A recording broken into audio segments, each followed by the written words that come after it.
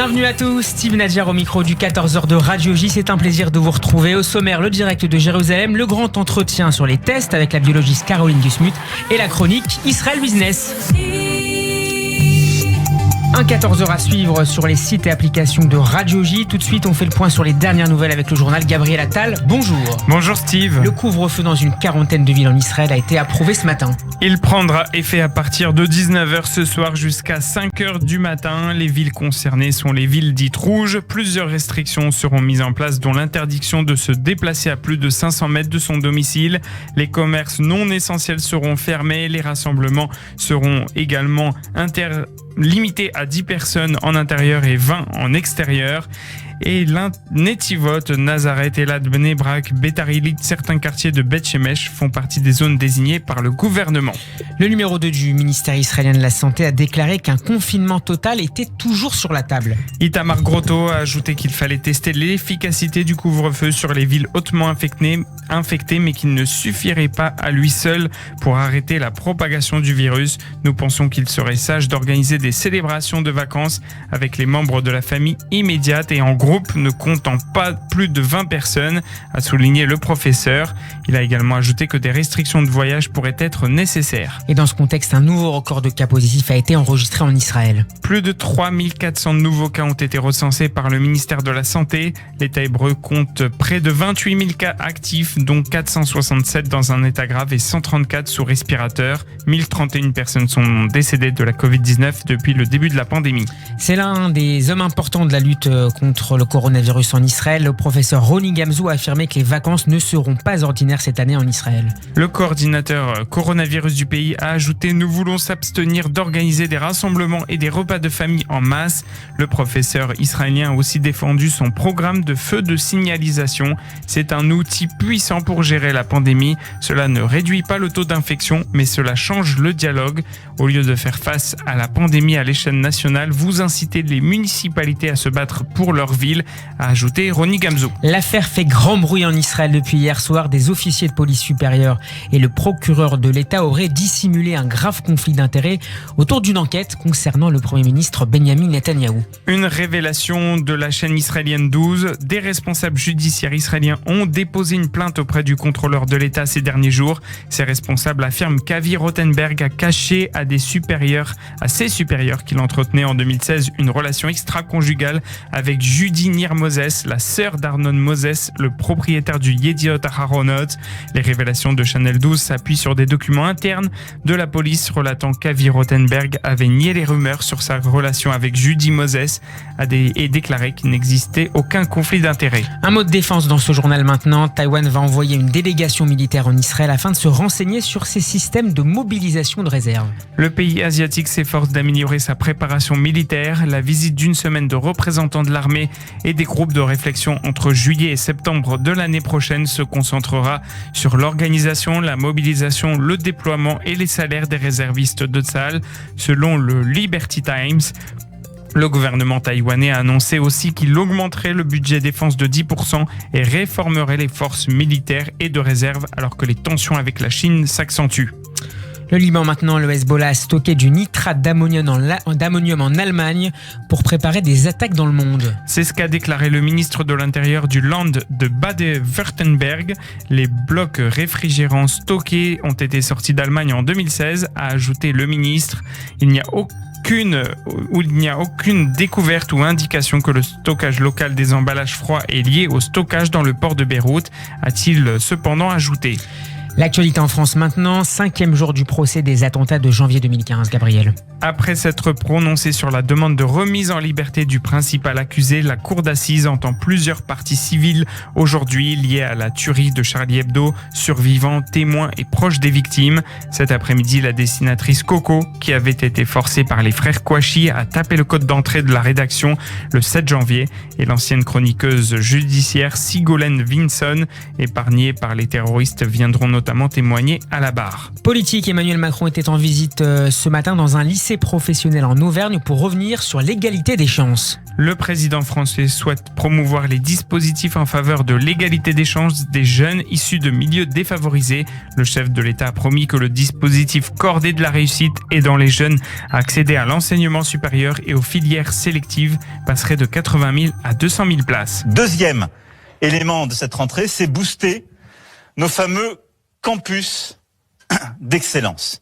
C'est Harvard des métiers qu'on a lancé au début du quinquennat avec les ministres et qui sont très importants, qui permettent d'avoir sur des métiers techniques, sur des filières, des campus où on intègre parfois du collège, mais plus souvent du lycée, CFA, école d'ingénieurs, où les entreprises sont présentes, on a des plateformes d'excellence, où on arrive à avoir une logique de campus et où on internationalise. Emmanuel Macron en fin de matinée dans un lycée professionnel en Auvergne. Olivier Véran, le ministre de la Santé, a annoncé ce matin de son côté que le conseil scientifique était favorable à la réduction de la période de quarantaine de 14 à 7 jours. Invité de France Inter, le ministre a précisé que ce possible changement de politique sanitaire serait discuté en Conseil de défense vendredi.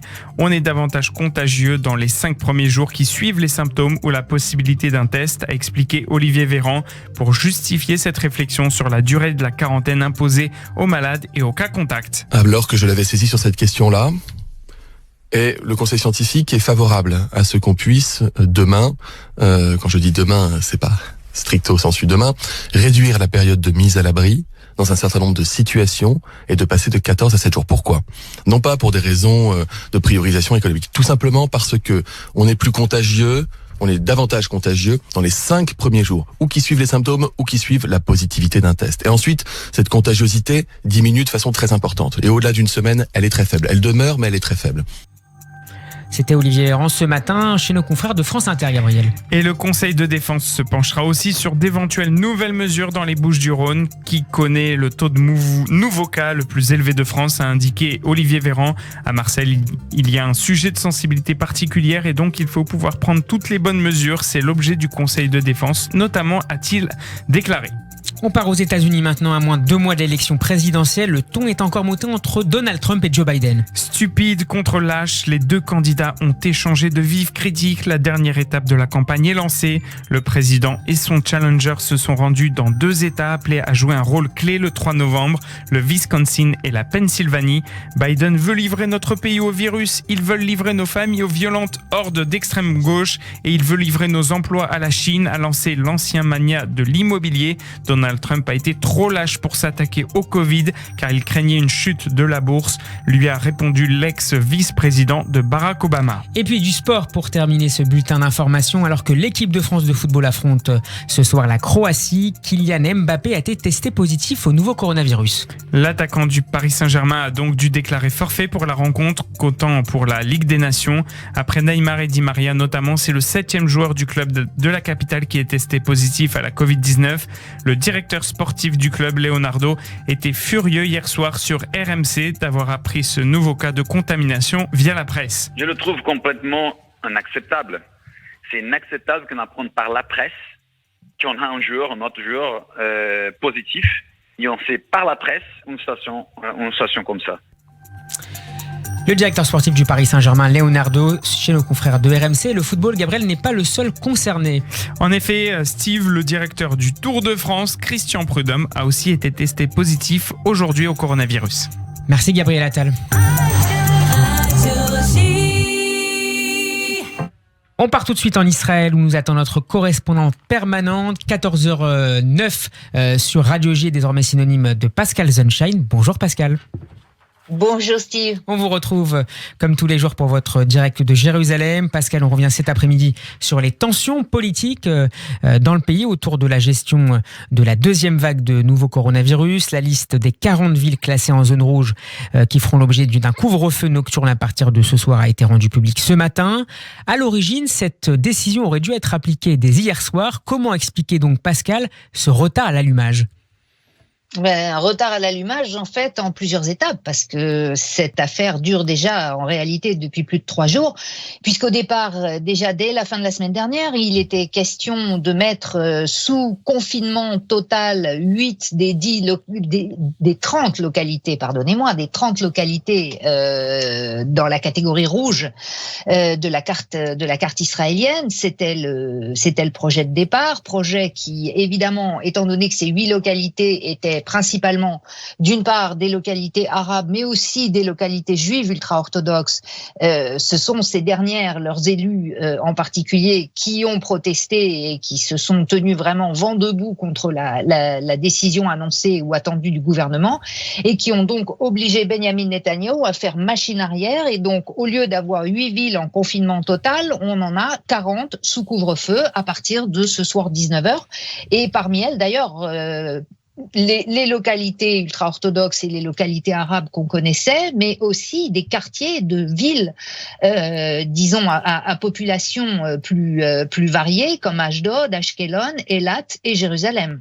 Pascal, certaines voix s'expriment ces dernières heures dans les médias israéliens pour regretter la décision du gouvernement Netanyahou d'imposer seulement un couvre-feu nocturne et pas général dans certaines villes classées en zone rouge. Avigdor Lieberman, par exemple, le leader du mouvement Israël Beitenou, dénonce une décision purement politicienne de Benyamin Netanyahou qui aurait fait fi, et c'est grave comme accusation, de considérations sanitaires pour préserver son alliance avec les partis religieux. Comment réagit l'opinion publique israélienne à ces discordes ? Mais justement, d'ailleurs, le leader d'Israël Beitenou, Avigdor Lieberman, est même allé encore plus loin, puisqu'il a considéré que les décisions de Benyamin Netanyahou, du gouvernement, étaient illégales, ce qui est quand même un mot assez grave dans la bouche d'un élu du peuple qui parle d'une décision de l'exécutif. En réalité, on peut dire que Avigdor Lieberman se fait l'écho de la confusion dans l'opinion, de ce sentiment d'incertitude, de voir justement les zigzags, les allers-retours entre les décisions annoncées et puis finalement l'abandon et puis finalement un moyen terme. Il y a effectivement un fort sentiment de confusion dans la population, dans l'opinion israélienne, et on peut dire qu'Avigdor Lieberman, comme élu de l'opposition, en quelque sorte surfe sur la vague.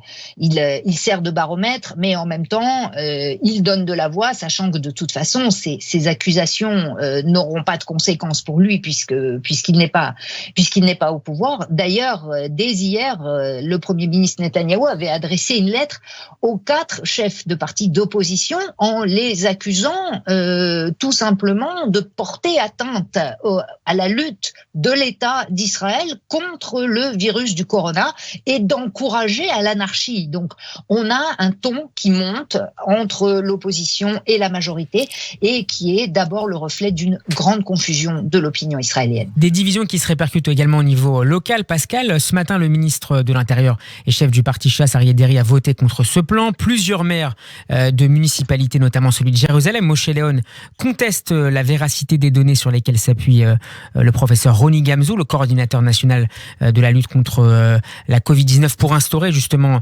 ce couvre-feu nocturne. Est-ce que le professeur Gamzou est d'ores et déjà sur la sellette ? Il l'est depuis le premier jour. Le professeur Gamzou a accepté cette mission en sachant qu'il serait contesté dès le départ, que les compétences qu'il espérait ou qu'attendaient d'ailleurs ceux qui souhaitaient voir mise en place un tel portefeuille ou en tout cas une telle mission dans le cadre de la gestion de la crise sanitaire, de toute façon savaient que sans des compétences claires, ce serait une suite de polémiques et c'est ce qui s'est passé. Et Roni Gamzou, en réalité, gère véritablement la crise au jour le jour en étant obligé aussi de déployer une énergie énorme sur le plan politique, parce que l'essentiel de l'opposition vient de la classe politique, que ce soit au niveau national ou au niveau local, ce qui rend évidemment son travail beaucoup plus difficile. Merci Pascal de cet éclairage. Pascal Sunshine, tous les jours à 14h10 pour un direct de Jérusalem. À demain Pascal. À demain Steve. 14h14, on marque une courte pause et on se retrouve pour la deuxième partie de ce journal avec le grand entretien en compagnie du docteur Caroline Gusmus. À tout de suite pour cette deuxième partie. Vous êtes bien sur Radio J, à tout de suite. Tous les matin sur Radio J, 6h, 8h, Ilana Ferradian. La tuerie n'aura duré que 2 minutes. Les frères Kouachi quitteront Charlie Hebdo, l'index pointé vers le ciel, un geste qui renvoie à l'unicité de Dieu, devenu le signe de ralliement des islamistes, djihadistes et terroristes. Si on s'extrait un peu de la communauté de gamers pour voir un peu l'influence de ces idées, on se rend compte que des discours masculinistes ont beaucoup plus de prise aujourd'hui sur les 18-24 ans qu'ils n'ont sur les plus de 45 et 50 ans. Je crois d'ailleurs que Drone Vert va renouveler l'expérience toutes les semaines dans des endroits différents en Israël. Et ça, c'est voilà. Si vous êtes en Israël de passage, voilà, regardez le ciel. Et on se précipite tous pour prendre nos billets d'avion. De l'information, du décryptage, de l'humour. C'est ça, Radio J. Chez Optical Center, avec l'offre unique, vos lunettes sont à moins 40%, monture et verre compris. En plus, une deuxième paire est offerte. Ah mais c'est super ça. Et je peux choisir n'importe quelle marque. Absolument. Et je peux l'offrir à mon mari, parce que j'ai l'impression qu'il en a besoin là. La paire offerte est pour vous ou qui vous voulez. Venez, on va faire l'examen de vue ici. L'offre unique d'Optical Center, moins 40% sur toutes les marques, montures et verres, ainsi qu'une deuxième paire offerte pour vous ou qui vous voulez. Valable du 1er septembre au 30 novembre 2020. Dispositif médical, examen de vue réservé aux plus de 16 ans ne constitue pas un acte médical. Conditions en magasin. Leader Cash, jamais 203. Après Paris 19e et Levallois, Leader Cash vous accueille dans son 3e et nouveau magasin à Gagny. Leader Cash, viande sous vide, salade, traiteur artisanal, surgelé, fruits légumes, laitage, vaste rayon de boissons et un stand de pâtisserie. Leader Cash, 82 rue Petit, Paris 19e, 81 rue Jules Guesde à Levallois, 71 avenue Henri Barbus à Gagny. 3 magasins pour le meilleur et pour le prix. Leader Cash vous souhaite Hak Sameach. 14h16, la deuxième partie du 14h de Radio J. C'est l'heure du grand entretien de cette édition. Docteur Caroline Gutsmuth, bonjour. Bonjour. Merci d'être mon invité cet après-midi. Vous êtes médecin biologiste au laboratoire Biogroupe de Neuilly-sur-Seine. 4203 nouveaux cas positifs ont été diagnostiqués hier en France. On en relevait environ 7000 dimanche et 8500 vendredi et samedi. Sur le terrain, autrement dit, docteur, dans votre laboratoire d'analyse, constatez-vous également un pic de Covid+ ces dernières semaines ? Oui, bien sûr. Ça flambe là. Ça flambe. Ouais, ça flambe. On voit ce qui s'est passé. Il y a eu un énorme relâchement pendant les vacances et surtout un relâchement des jeunes, ce qu'on avait déjà évoqué la dernière fois. Donc voilà, plusieurs personnes qui évidemment ont fait la fête cet été et qui se sont contaminées. Voilà, et puis là on s'aperçoit que c'est en train de contaminer des familles entières. Alors effectivement, c'est moins grave pour l'instant. Donc des malades plus jeunes pour l'instant et donc plus souvent asymptomatiques, si je comprends bien. Exactement. Beaucoup de jeunes, beaucoup de personnes asymptomatiques ou qui ont peu de symptômes, c'est-à-dire que c'est tout à fait ça dure quelques jours, il y a le petit syndrome grippal, un peu de fièvre et puis ça passe très très vite. Voilà. Après, ce qu'on ne sait pas, c'est on le sait, c'est en train de toucher les personnes plus âgées parce qu'évidemment les personnes du foyer sont en train de se contaminer et on espère que voilà, ça sera pas aussi grave et qu'effectivement on ne sait pas si le virus a muté ou si voilà, c'est moins grave parce que ça touche les plus jeunes. Ça, on ne le sait pas encore.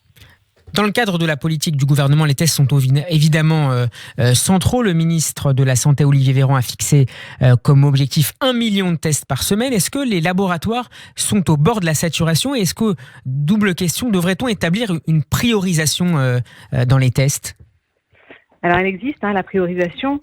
Les laboratoires, oui, effectivement, c'est très compliqué. C'est extrêmement fatigant parce que ça fait des mois et des mois que ça dure et puis on voit pas pour l'instant, on voit pas le bout. On voit pas le bout. Donc, c'est vrai qu'on est épuisé, que le personnel est épuisé. Donc, on a recruté énormément. Voilà. Maintenant, on prend tout le monde, on essaie de prendre tout le monde, il n'y a plus de rendez-vous. On a ouvert aussi des sites le samedi, le dimanche, on essaie d'avoir des sites aussi ouverts tard le soir. Voilà. Et après la priorisation, effectivement, il existe une priorisation puisque là il y a tellement de tests qu'on est obligé de trier un peu. Donc la priorisation. Enfin, ce que veut le gouvernement, c'est surtout prendre en charge immédiatement les personnes qui ont des symptômes et des cas qui sont contacts à risque. Ça, effectivement, on doit leur proposer un rendez-vous au plus vite, et ça on le fait. Et ce n'est pas toujours le cas. C'est pas toujours le cas. La plupart, enfin là aujourd'hui, en tout cas dans Biogroupe, nous on fonctionne maintenant sans rendez-vous, donc on essaie de prendre tout le monde. Et après, on priorise aussi au niveau des délais de rendu des résultats, parce que vous vous rendez compte, quand on a 1 million de tests qui arrivent, il est évident que maintenant on peut plus passer tout le monde et rendre les résultats aussi vite qu'avant, puisque avant c'était tout le monde en 24 heures. Là, on est à 24 heures ou 24-48 heures pour les personnes qui ont des symptômes ou des cas contacts qui sont à risque. Et puis après, malheureusement, les personnes qui doivent prendre l'avion, les personnes qui ne sont pas prioritaires, en tout cas sur les critères qui ont été définis par le gouvernement, et ben effectivement, on rend en 48-72 heures, ce qui pose des problèmes, parce que des fois les compagnies aériennes, pareil, réclament des tests de moins de 48 heures. Donc on se trouve quand même dans des situations très très compliquées. Les gens doivent aussi partir pour des raisons professionnelles et malheureusement ça c'est difficile. Docteur, il y a un autre élément dans le débat ces derniers jours. Le Conseil scientifique a rendu un avis favorable au raccourcissement de 14 à 7 jours de la durée d'isolement des personnes testées positives à la Covid-19. Une décision sera prise vendredi lors d'un conseil de défense. C'est ce qu'a annoncé ce matin le ministre de la Santé, Olivier Véran. Est-ce que cette mesure ne présente pas toutefois un certain nombre de risques? Évidemment qu'il y a des risques. Mais là, il y a plusieurs risques. Il y a le risque, il y a la sécurité sanitaire, et puis il y a le risque économique. Le gouvernement s'est aperçu qu'en laissant des personnes isolées 14 jours, des personnes qui avaient peu de symptômes, tout ça, c'était peut-être pas non plus la bonne solution. Donc, je pense que l'idée, c'est de trouver un équilibre finalement entre la sécurité sanitaire du pays et l'économie. Parce que on doit quand même reprendre une vie normale. Pour pas que la crise économique, c'est quand même quelque chose qu'il faut prendre en compte aussi. Bien sûr. Voilà. Donc, on sait. Donc 7 jours, ça vous paraît un délai raisonnable? Je pense que non. Un délai raisonnable, j'en sais rien. On sait aujourd'hui que les personnes, elles sont surtout contagieuses dans les 5 premiers jours. Donc, je pense que l'idée, c'est de se dire, on les laisse une semaine en isolement parce que ensuite, quand elles vont sortir en isolement, elles seront moins contagieuses. Ce qui ne veut pas dire qu'elles ne seront plus contagieuses. Évidemment, quand on fait certains tests au bout d'une semaine ou même au bout de 2 semaines, on s'aperçoit que des gens sont encore positifs en PCR.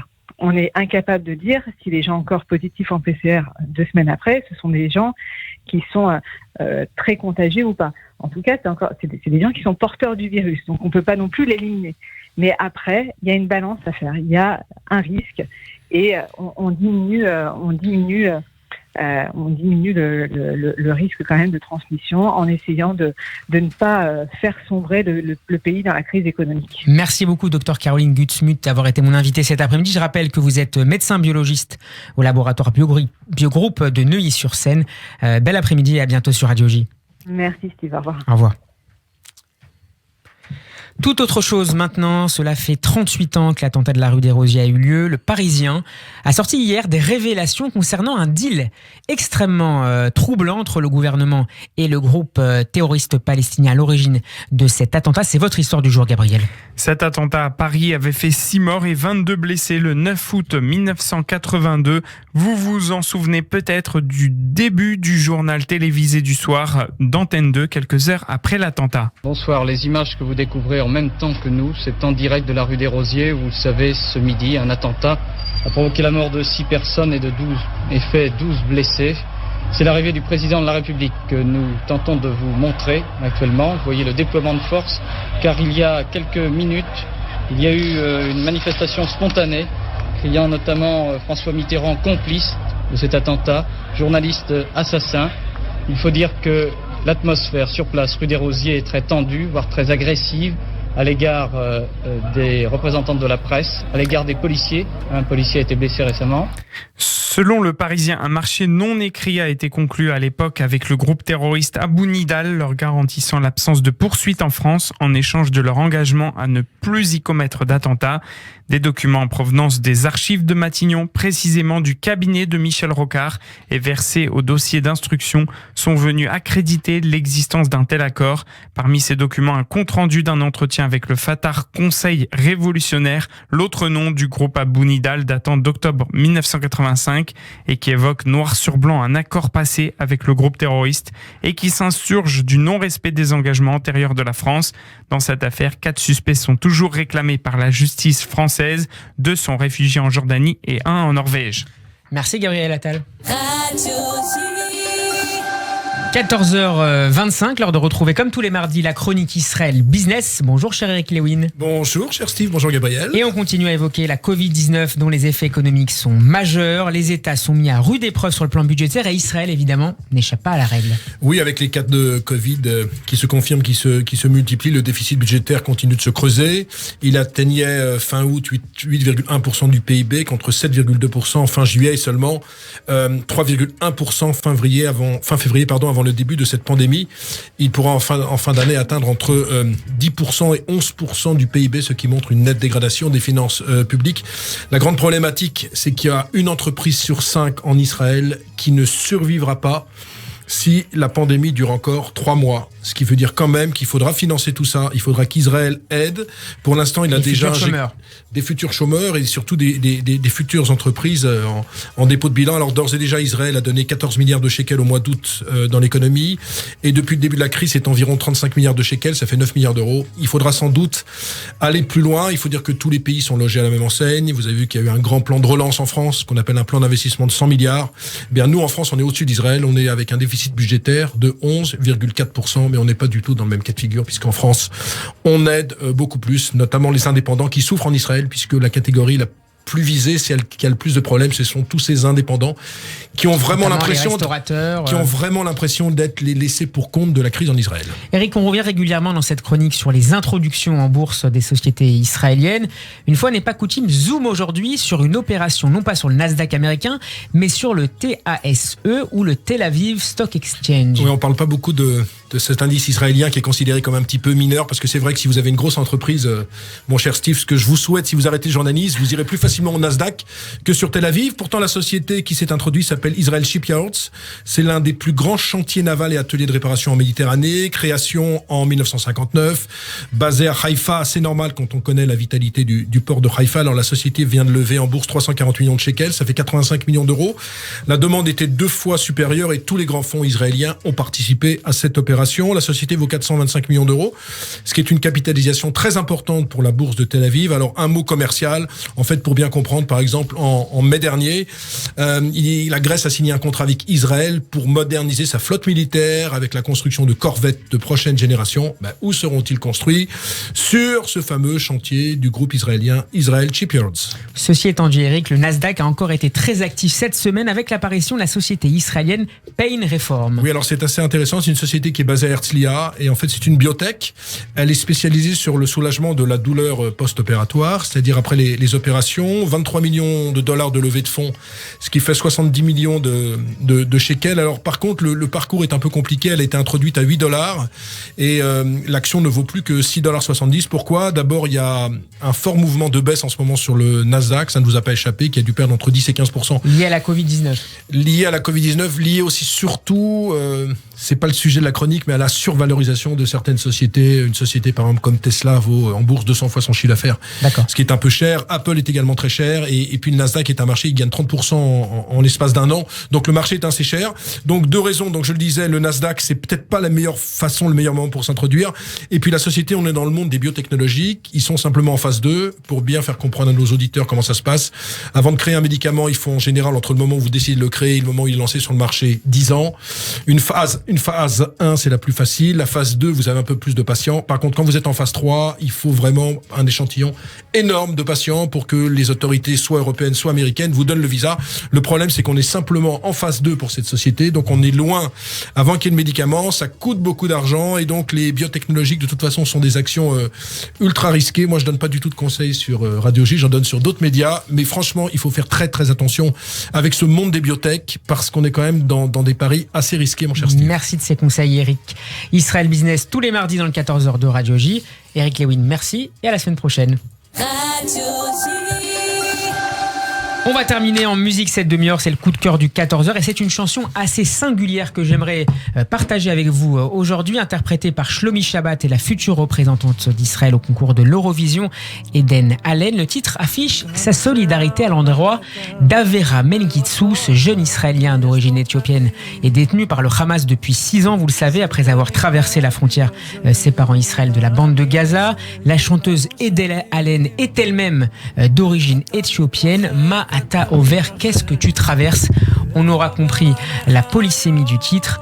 Dans un instant, vous avez rendez-vous avec Hélène Schumann, que je salue. Je vous salue. Je vous donne, pour ma part, rendez-vous dès demain. Merci de votre fidélité aux 14h de Radio J. À demain. Portez-vous bien.